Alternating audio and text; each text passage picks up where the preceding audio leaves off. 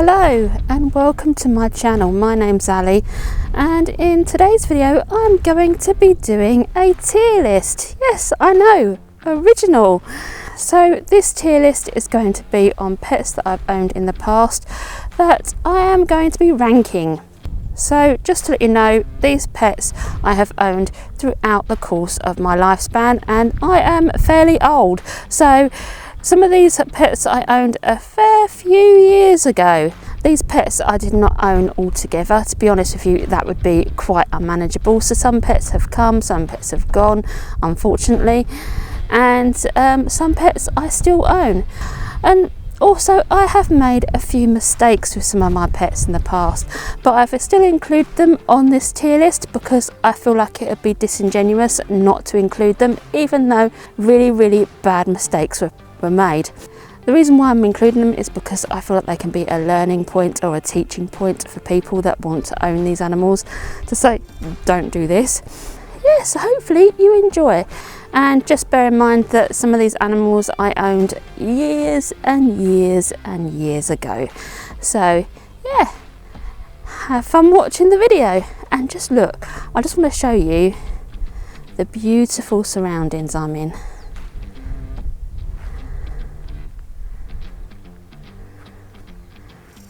That's it. Hi. Enjoy the video. If you like it, give us a thumbs up and subscribe if you haven't already. So this is the tier list. Now this is all the animals that I've ever owned. I think I might remember something else later and I think, oh, I haven't got that on here, but as far as I can remember, this is all the animals I've ever owned. Now please bear in mind, this goes back years and years, and some of these animals weren't even mine. They were kind of family pets. I may realise later that I've forgotten something because I often do. But yes, let's just get started. I've put these into categories. Category 1 is the best. So that is animals that I just think are just fantastic, make absolutely brilliant pets, and basically are the best pets in the world. Fantastic is the next one, which is basically nearly God tier. You know, they're really good pets in my opinion.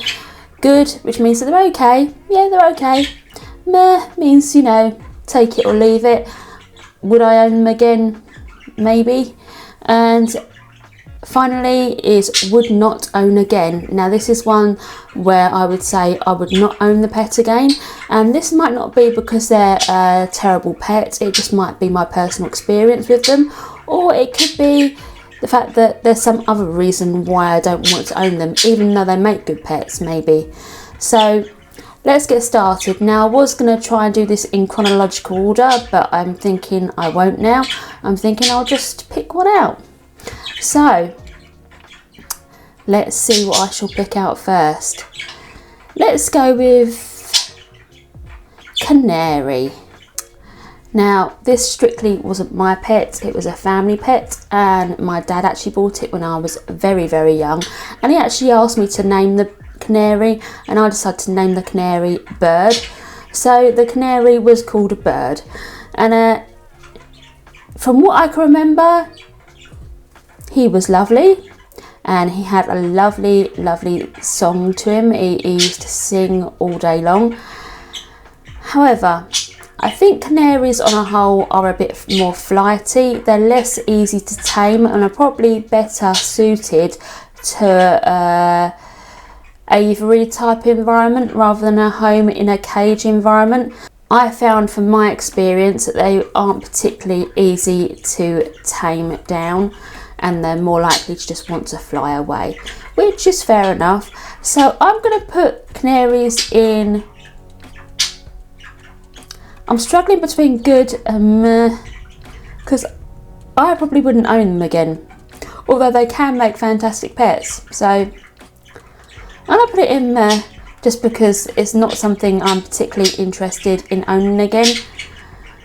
Watch your space though, I say this and I may well own them again at some stage. But for now we'll stick canaries in meh. They're okay. Okay, next we're going to go with Chinese painted quail. Now these are lovely little birds. They're very, very colourful. They have huge personalities. They actually remind me a little bit of the penguins from Madagascar, and I'm not sure why. And we ended up naming some of our quails after characters from Madagascar, like Rico, and there's a load of other ones as well. Now, the reason why I don't own them anymore is because I actually bought these for my husband about 10 years ago maybe, and we bought them from a breeder. And I bought them for his birthday because he really liked the idea of keeping these little quails. And it was all going so well. I asked the breeder for 4 females and a male because I know that you can't keep lots of males together. And unfortunately, this breeder really did stitch us up good and rotten. She actually gave us 4 males and 1 female. So we ended up with a lot of males that were fighting each other. So in the end, we decided to rehome them to a fantastic home that had a huge aviary and lots of ground dwelling birds to keep on top of the feed that was going on the floor. So there was a whole load of females for these males to go with. So I felt really bad about rehoming them, but I know it was the right decision because we couldn't keep any more. And we just had a load of males, we didn't have females. And it was unfortunate. If I'd known then what I know now, I would have instantly recognised that they are in fact males and not females, because males have a lot more red on them. But at the time I was fairly new to this whole poultry keeping, and I was relying on this breeder to give me accurate information and accurate sexing. So yeah, it's one of those things. But I think they're good pets. I think they can make fantastic pets. But it's unfortunate what happened with us. Hopefully that never happens to you guys. They don't need that much room. They can be kept indoors, but their poop can be a little bit smelly. So like all poultry, it kind of has a particularly smelly poop. But apart from that, they can make fantastic pets. They can be indoors, they can be out, probably better outdoors, but with outdoors you really have to watch for predators because they are small birds, so you don't want them getting picked off by other animals. Next, I'm probably going to go with, let's keep it in the quail section. So we're going to go with Japanese quails. Now, Japanese quails are much larger than the Chinese variants, and they are a lot less colourful. They're actually more of a brown dowdy colour. Now, I did have a group of these, and again, unfortunately, there was a tragedy with these. I had them in the garden, and I had them in what I could consider a secure pen. And we had them out there for a few years, and we loved them. They're very, very friendly. But unfortunately, one day, whilst we was in the garden, we heard them screaming, and we ran up to the pen, and unfortunately something had managed somehow to dig under the pen and into the quail area, and they had killed the entire lot of them. And we think it was a weasel. It was either a weasel or a mink, because we have both of those in the area. And I honestly didn't know that they could dig underneath there, but they managed to. And yeah, they killed the whole lot. Now, I would love to keep them again, but I would have to invest in a really, really, really secure run for them, like really super secure. And at the moment, with bird flu and everything else that's going through, I just think I don't need to add to my poultry at the moment, because it's all very, very difficult at the moment with bird flu and keeping poultry. So I don't want to add to my poultry really. So although I probably wouldn't keep them again, I still do think they make great pets. So I'm going to put them under good. Next one, let's do Syrian hamsters. Now, I had these when I was a kid in the late 80s, early 90s. So unfortunately, back in the day, before things like YouTube and lots of other internet information, you had to rely on books and pet shops, unfortunately, for your information.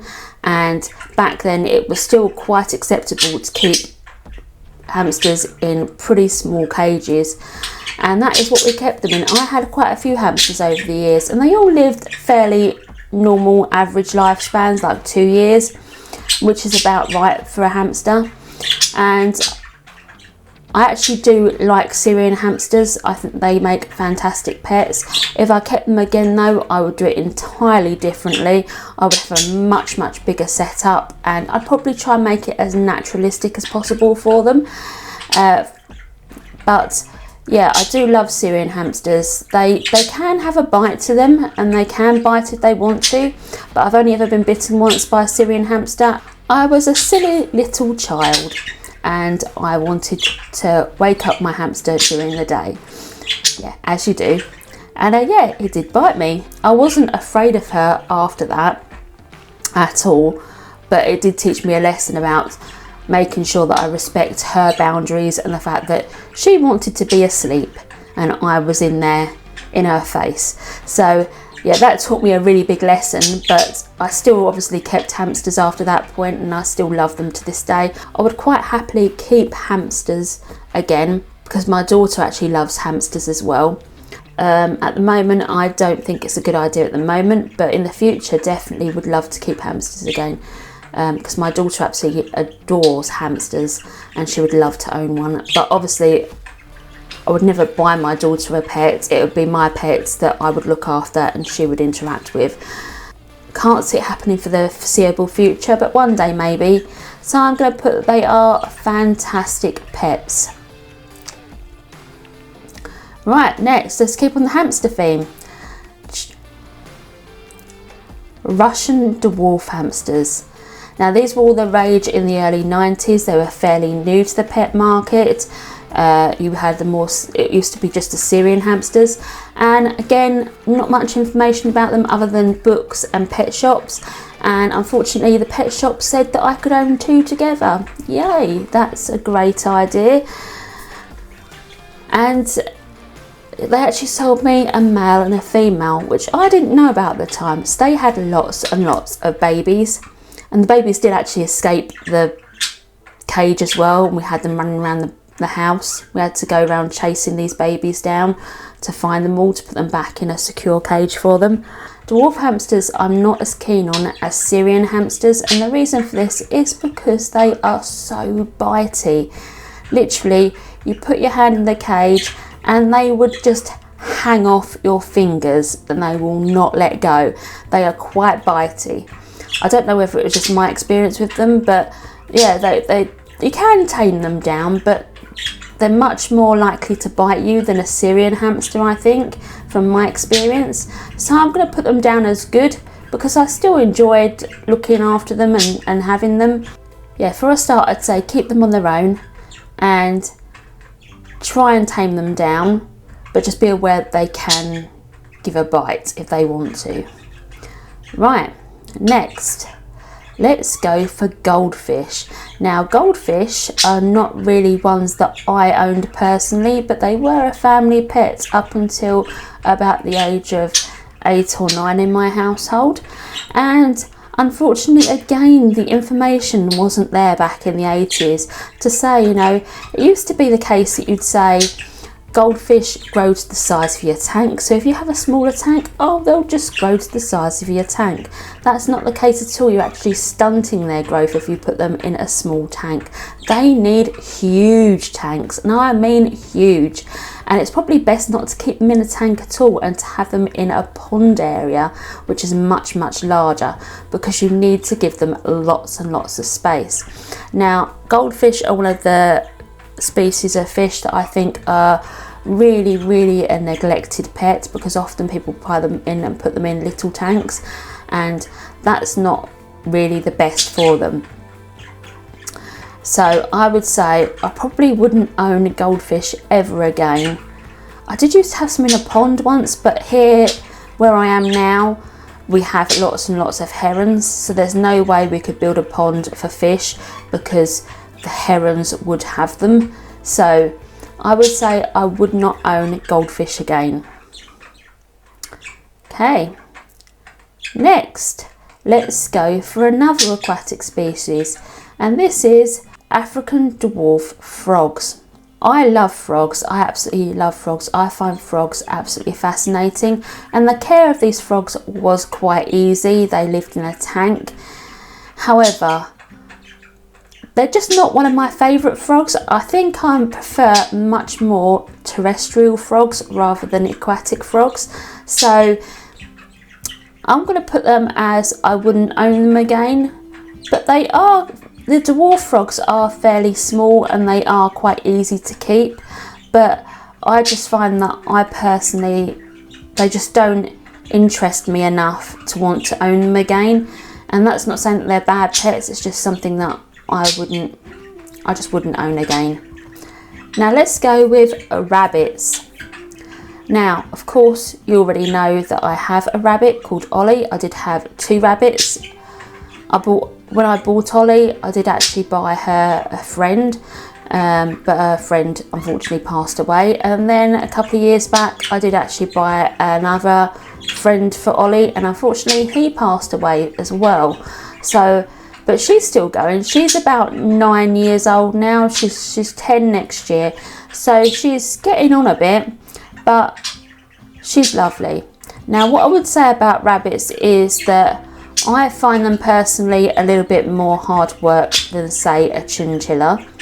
I find them a lot more hard work because they do need that extra maintenance. Their diet, it needs to be varied. You need to provide lots of greens for them, and you have to vaccinate them twice a year, and you have to clip their claws and do all kinds of maintenance with them. And all that makes it just a little bit harder to look after them than, say, a chinchilla, I would say. But having said that, they can make fantastic pets. Now if I was asking my daughter where her rabbits would go, she would put the best, but I'm going to put them in fantastic. I don't think they make great pets for young children. They are harder to hold and they have got sharp claws. Even if you trim them down, they can still give you a nasty scratch. And they need a lot of space, they need a lot of work basically. So if you are going to keep a rabbit and you're thinking of doing it purely for your child, I would say think again, because you're going to be doing a lot of the work. So unless you're willing to put in that effort with a rabbit, then I would say don't get one. But if you're thinking of getting it as a family pet and you want the rabbit as well as the child, you physically want the rabbit, you want to look after the rabbit, then go ahead and get it. But always go, I would say though, try to go to rescues as much as possible, because there are so many rabbits in rescue centres, it is ridiculous. So yeah, try and go for a rescue, but they can make great pets. Okay, so next we're gonna go with cats. Now again, this was not my pet, it was a family pet, and we had a black cat called Ralph. Ralph for the first few years was a only cat in a childless home, so no children about at all. And then when my mum met her partner, they moved in with us, and the cat came with us obviously as well. And he was then introduced to a whole load of kids, because my mum had a lot of kids. I have a lot of brothers and sisters. So yes, so he wasn't the most social cat in the world, but I loved him. He was great. Now, the reason I would quite happily own a cat again. Now personally, if I was to keep a cat again, it would be strictly a house cat.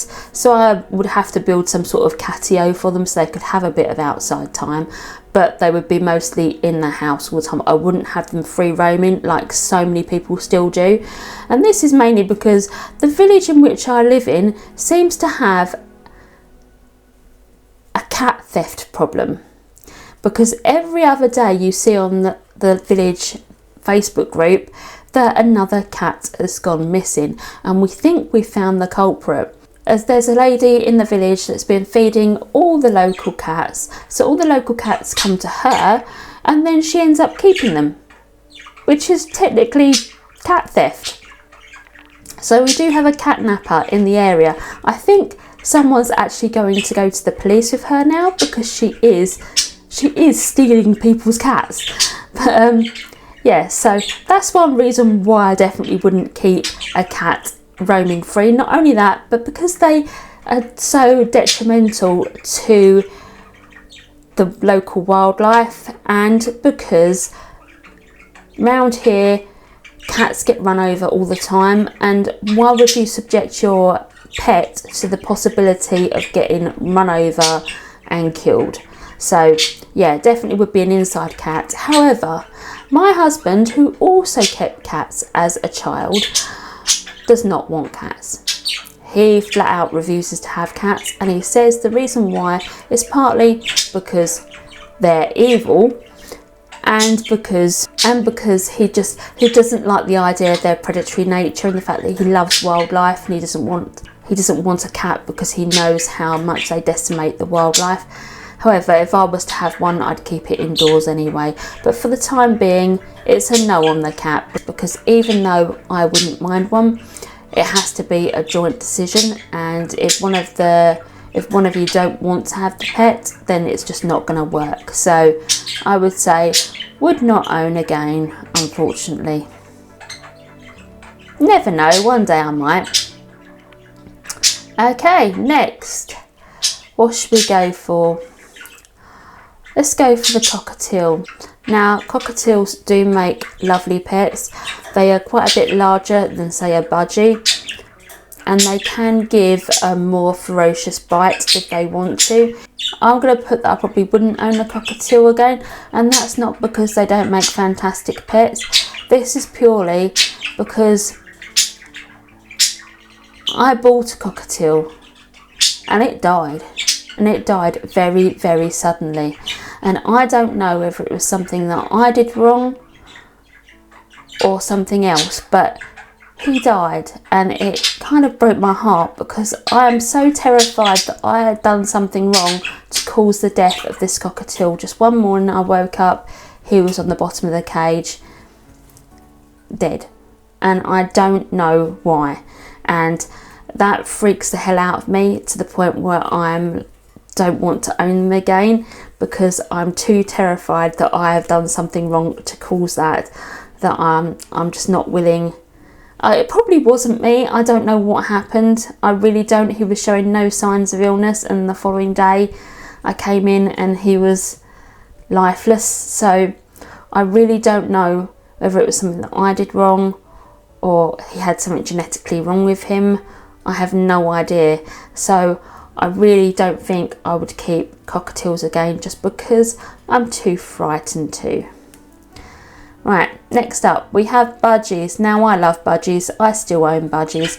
Now, budgies can be a little bit on the noisy side when you have a lot of them. You can probably hear them in the background now, because they're talking away to me because I'm talking.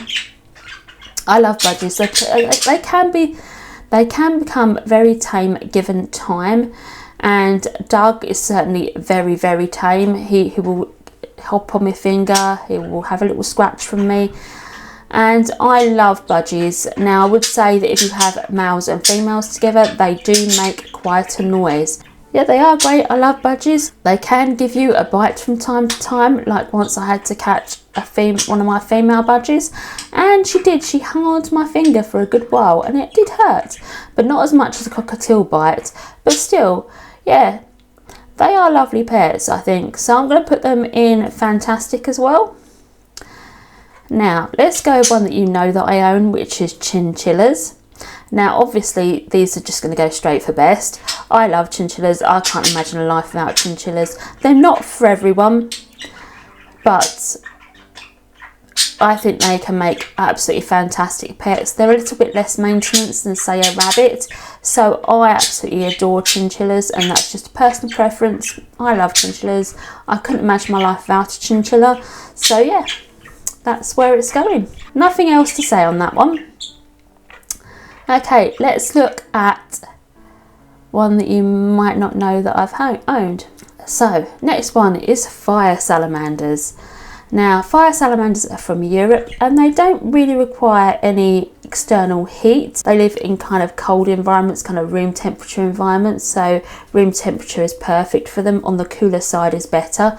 They generally live under the moss and under branches and bits of wood. That's how our setup was. And they eat insects, invertebrates and worms and slugs and all that kind of thing.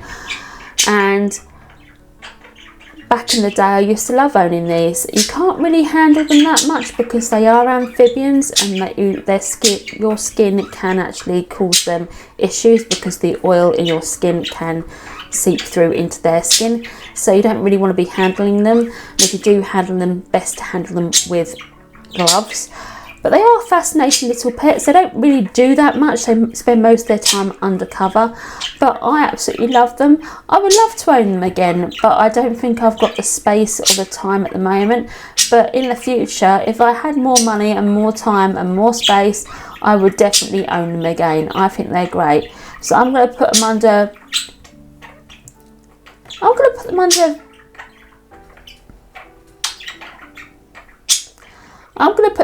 fantastic, because I think they're quite easy to look after. Right, next, what should we go with next?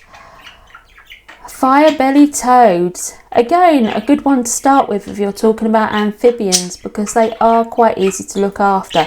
Now with all my amphibians, I owned all my amphibians long before the age of YouTube. Internet was still very, very small and not really much on there. There was no YouTube, there was nothing really to like help you with your pet keeping other than books and advice from keepers. That was it. And you did get on the odd forum back in the day, but really there wasn't a lot of help out there. So now what I know now, I would have had a much better setup for them. But having said that, they are fairly easy to keep. I would love to own amphibians again, but again with toads and frogs, you can't really handle them. They're more of a look at display kind of animal, because you don't want to be holding an amphibian for too long because it can hurt them. So I would say, yeah, good. I probably wouldn't, yeah, I'd say they're a good pet. Now, White's tree frogs. Now I love White's tree frogs, or they're also called dumpy frogs. Now these are great little pets. Now you do obviously, as with all amphibians and reptiles, you do have to feed them with live food. So some of the downsides to this is that back in the day when I used to keep them, you didn't have those things, those cricket things. I've seen them recently on YouTube. I've seen these things on YouTube where you can gather up the crickets in this little cylinder thing and then dispense them that way. Back in the day we didn't have that, so literally you'd open up the cricket box, they'd all come out. And one of the downsides of owning reptiles and amphibians is the fact that you can end up with crickets and locusts all over the place. I quite often found locusts walking up my curtains or crickets walking up my curtains from where they'd escaped. So yeah, that's not great. So if you don't like that sort of thing, it's probably best not to get an amphibian or a reptile. Yeah, so tree frogs are my absolute favourite type of frog, and I love the White's tree frogs.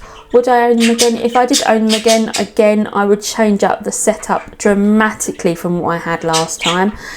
Completely different I'd go with, because I know so much more about them, and there's so many inspirational pet YouTubers and reptile and amphibian YouTubers on YouTube you can get such good inspiration from. There are loads of good ones. There are some bad ones as well, bad reptile YouTubers, but there are a whole load of good ones, and honestly some of their setups are just insanely crazily good, and I would love to own them again. But I think again it's time, money and space. I don't have the time, I don't have the money, and I don't have the space at the moment. So it's going to be a fantastic pet, but not for me at the moment. Right, so next is ducks. Now ducks, I just think are fantastic pets. You do need space for them, and you do need to make sure that you're allowed to keep ducks, because in some areas you may not be allowed to, especially if you're part of some council housing association type places. They can be a bit funny about keeping duck. You need a decent sized amount of space for them. And with bird flu as well, there are some extra things you have to put in place in the UK with bird flu. So yes, if you're willing to do the work with them, they can make absolutely the best pets. They are just fantastic. I love ducks. Again, that's an animal that I don't think I could live without now. I'd struggle to live without my ducks. Okay, so next is chickens. Again, chickens are fantastic. Again, you need to be careful as to whether you can actually keep them or not, but if you can, they can make absolutely crazily good pets. I would say I would put them on the best, but I do feel like chickens do have a few more health problems generally than ducks. I have more health issues with chickens rather than ducks. Chickens can get mites and they can get scaly legs and scaly leg mites, and they can get all kinds of different things. They just seem to have slightly more health issues than, say, a duck, but I still think they make fantastic pets. Right, next one I will do is marine tropical fish. Now, so saltwater aquariums. Now, I used to own a massive saltwater aquarium. I think it was over 350 litres, I think, or 300 litres. I think it was 350 litres. And they're one of the most fascinating pets I've ever owned. So much hard work though with salt water. One, the equipment is extremely expensive, and also just the maintenance of the tank is extremely expensive because you have to do regular water change, so you need to have salt available to you, and the salt is quite pricey. And then you have to have all the additives that you have to add to the water, which again are quite pricey, especially if you have things like corals. Corals in themselves are really, really, really pricey, very, very expensive. The equipment is really expensive. The lighting can be really expensive. The amount of time it takes to maintain a tank can put people off, and the electricity as well involved can put people off. But having said that, I think they can make fantastic pets, and I personally would absolutely love to try again with salt water. So why do I not have my saltwater tank now? Well, over the years I had to replace a whole bunch of the equipment, from things like protein skimmers, filters, power heads, lights will constantly need to be replaced, and I was kind of happy to do that, although it was a lot of money. I never kept fish that were particularly sensitive, so I tried to keep to fish that were quite forgiving if something went wrong with the tank. So for example, clownfish and blennies, my favourite fish in the entire world is a blenny. I would keep a saltwater tank again just to keep a blenny. I love blennies so much. Yeah, so all that I was willing to spend out on, and I did spend out on over the years. But unfortunately, one day we got home and we realised that the actual tank itself had started to leak. And at that point, to replace the tank was going to be hugely expensive, and it was too much money for me. So in the end, with a heavy heart, I actually got quite friendly with one of the local marine fish keepers that had a shop. And I said to him, look, I said, our tank is leaking. I said, you may have to take the fish on for us and all the live rock on for us and all the other invertebrates in there. We had a bristle starfish that was huge that was in there as well. So he agreed to take them on. I didn't ask for any money for them. I knew they were going to a fab place where he could look after them well. And, you know, I wasn't in the issues of, you know, they're not going to be looked after. So I said to him, can you have them? And we just basically stopped keeping the tank because at that point it was too expensive to replace the tank. And unfortunately we did have to rehome my blenny. His name was Lenny, and we rehomed him to this guy that owned the fish shop. And I did cry. I cried on the day when we had to give him away. Again, this was before the age of things like Facebook. Now, Facebook today, if it had been today, I probably could have got a tank quite cheaply off of Facebook, because on Facebook, especially at the moment, there are lots and lots of tanks for sale, second-hand tanks. that are for sale, because people just can't afford to run them anymore, especially with the current situation with the power and electricity and energy bills. People are really starting to look at things and thinking, what can I cut back on? I've got a huge fish tank, I need to, you know, sell that basically. So now I could have probably got a big fish tank for a fraction of the price I was looking at back then for a fish tank, but unfortunately we didn't have that back then. We didn't have that option, so the only option was to rehome the fish. And it was a sad day, and I do really miss it. I miss it a lot, but it was a lot of hard work. So I'm going to put them under good, because it was hard work, very, very expensive. If you keep in more sensitive species, you have to be very, very, very on top of your water conditions. But I never really kept anything that was super sensitive. I never kept tangs or angelfish, because they are just far too sensitive, and I didn't want to risk me killing something. And yeah, so I would say they make great pets, but a lot of work. You really do have to have some money behind marine fish keeping. Is an expensive hobby. So next we have freshwater tropical fish. Now I would expect them to be higher than marine fish, just because of ease of maintenance. They're a little bit easier because water changes, you don't have to do all the salt and everything else. You don't have to have protein skimmers for tropical fish. You need them for marine tanks, but not for tropical fish. But I actually found tropical fish a little bit harder to keep, actually. They were still fun to own. I do want to own fish again, so I'm going to put them in good as well. I definitely want to own fish again. I loved owning fish, but I'm thinking of going for cold water fish this time, and not tropical and not marine. So maybe some minnows or something like that, something quite small, not goldfish, because I don't want to keep goldfish, but maybe something small that doesn't require the heat, like cold water fish basically. I think that might be an option that might be fun to do one day. So watch this space in the future, I may get a fish tank again, who knows, but I'd need to find space for it. Now the last one is degus. Oh, degus, I don't know how you pronounce it. I used to love these are great.